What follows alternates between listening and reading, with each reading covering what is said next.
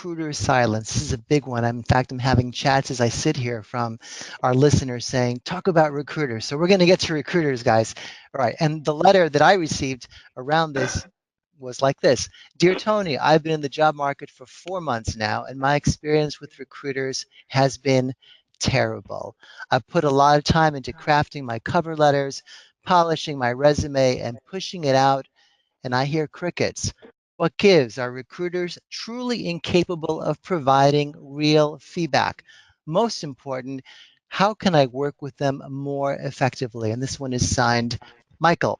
So, Don, let's turn to you. What does give? What's the reality dose that executives need to get about recruiters from the beginning? Okay, so for those who aren't aware, excuse me, before joining ExecuNet, I ran a company that had a recruiting arm for 17 years. So I'm one of those guys who 9 or 10 years ago when I joined ExecuNet would have responded to any inquiries, but probably today would not. The recession and the advent of, or the influence of technology on searches has completely reshaped the way recruiters behave.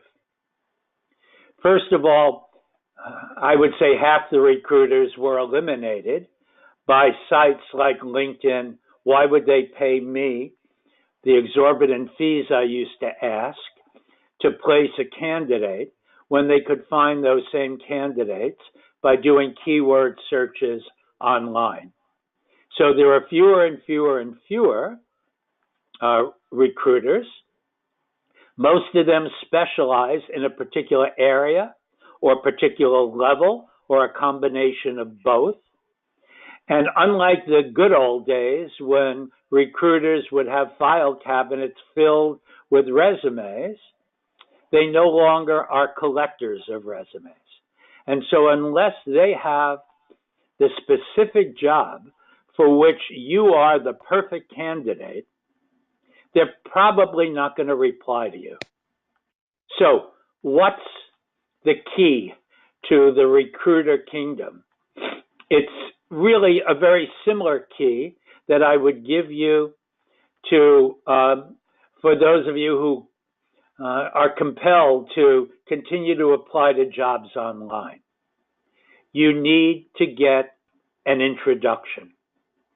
You need someone who knows the recruiter to contact that recruiter on your behalf and say, look, a guy I know is going to be reaching out to you this afternoon. He's eminently qualified for a job he saw posted by your company. I know you typically don't talk to strangers. Do me a favor and take his call.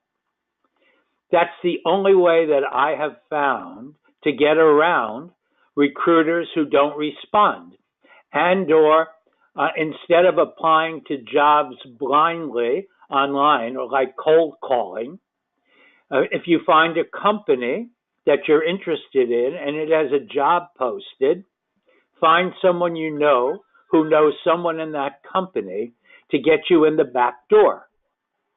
Without those kinds of introductions, I think those crickets will continue to be heard indefinitely. Mm-hmm. Thank you, Don. Marcia, anything you'd like to add to Don's comments? I would. One of the things that, especially for the executives that are still employed, that are working, I'm sure you have recruiters reaching out to you or you're working with recruiters. Work with those recruiters. Keep a relationship with them so that when you need them, you can call them and you have an introduction. The other thing, and I completely agree with Don, find people, I don't want to do a sales pitch, but those of us at ExecuNet, we work with recruiters all day long. So we have relationships with recruiters. Maybe there's ways that we can make introductions to recruiters. So you need to find your go-between to get you to a recruiter, because why would a recruiter call you? Because they're working for the company that has retained them. They're not working for you. So they have, if you look at time management, it's a waste of their time to be calling you. And this day and time, you get crickets. Mm-hmm.